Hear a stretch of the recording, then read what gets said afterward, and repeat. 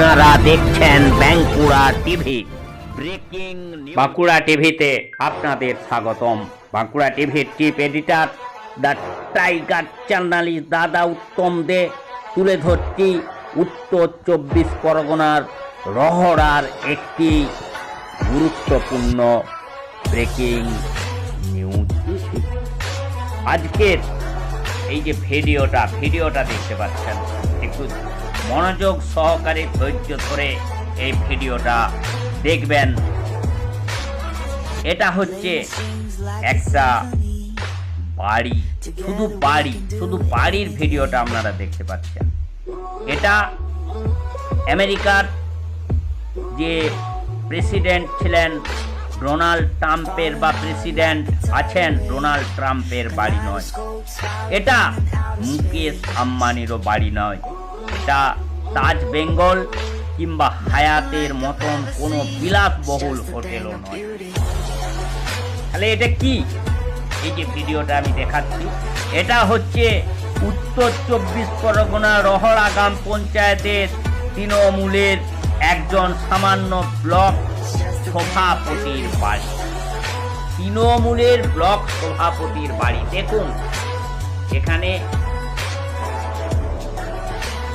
একজন ডিএম এই ধরনের বাড়ি তৈরি করতে পারে না, একজন এসপি এই ধরনের বাড়ি তৈরি করতে পারে না। তৃণমূলের একজন ব্লক সভাপতির বাড়ি দেখুন, দেখলে আপনার মাথা ঘুরে যাবে। কিন্তু একটা প্রশ্ন, এই বাড়িটা দেখে কি মনে হয়?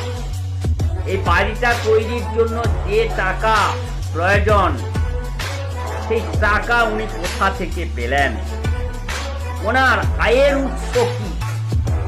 ওনার যদি আয়ের উৎসর সঙ্গে এই বাড়িটার জন্য যত টাকা খরচা হয়েছে যদি করা যায়, তাহলে দেখতে পাবেন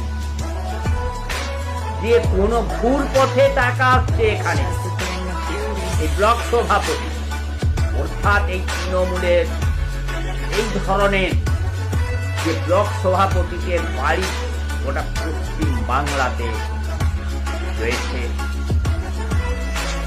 কিভাবে মানুষের টাকা রোজগার করে, মানুষের টাকা মেরে নিয়ে, মানুষের টাকা চুরি করে, কাটমানি আদায় করে কিভাবে বাড়ি তৈরি করেছে দেখুন। এই খবর কি মুখ্যমন্ত্রী জানেন?